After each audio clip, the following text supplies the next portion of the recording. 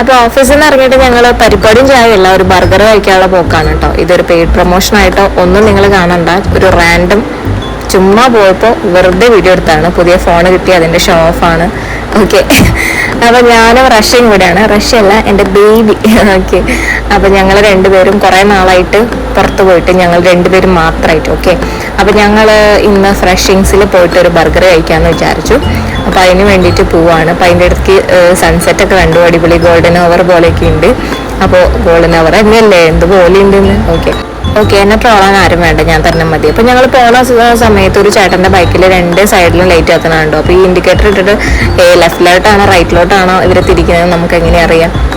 ഞാൻ കുറേ നേരം ഇരുന്ന് ചിന്തിച്ചു, എനിക്കൊന്നും കത്തിയില്ല. അങ്ങനെ ഞങ്ങൾ ചിന്തിച്ച് ലാസ്റ്റ് ഫ്രഷിങ്സിലെത്തി.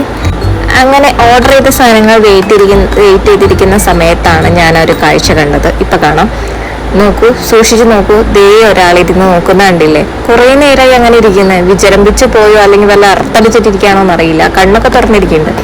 അങ്ങനെ ഞങ്ങളുടെ സാധനങ്ങളൊക്കെ വന്ന് ഞങ്ങൾ കഴിച്ചു. അടിപൊളിയാണ് കേട്ടോ, പെയ്ഡ് പ്രൊമോഷൻ അല്ല, അടിപൊളിയാണ്.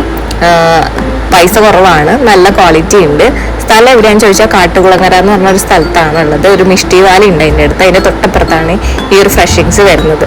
അപ്പോൾ എവിടെയാണെന്ന് കറക്റ്റ് എനിക്ക് പറയാൻ അറിയില്ല. അപ്പോൾ നിങ്ങൾ ജസ്റ്റ് ഗൂഗിൾ മാപ്പൊക്കെ ഇട്ടിട്ട് നോക്കി കണ്ടു വരിക. ഓക്കെ, ചുമ്മാ റാൻഡംലി എടുത്ത വീഡിയോ ആണ്, എന്തായാലും പോസ്റ്റാണെന്ന് വിചാരിച്ചു. കുറേ കാലമായില്ലേ പോസ്റ്റ് ഇട്ട്. അപ്പോൾ ഞങ്ങളിന്ന് സൺസെറ്റും കണ്ടു, മൂണും കണ്ടു. അങ്ങനെ തന്നെ ഹോസ്റ്റലിലാക്കാനുള്ള പരിപാടിയാണ്. ബീച്ചിൽ കൊണ്ടുപോകാന്ന് പറഞ്ഞിട്ട് കൊണ്ടുപോയില്ല, നെക്സ്റ്റ് ടൈം കൊണ്ടുപോകാന്നുള്ള ഉറപ്പോട് ടാറ്റ ബൈ ബൈ പറഞ്ഞു. പക്ഷെ പോയി. അങ്ങനെ ഞാൻ ഹോസ്റ്റലിലേക്കും പോയി. അപ്പോൾ അത്രയേ ഉള്ളൂ ഗൈസ്, ബൈ.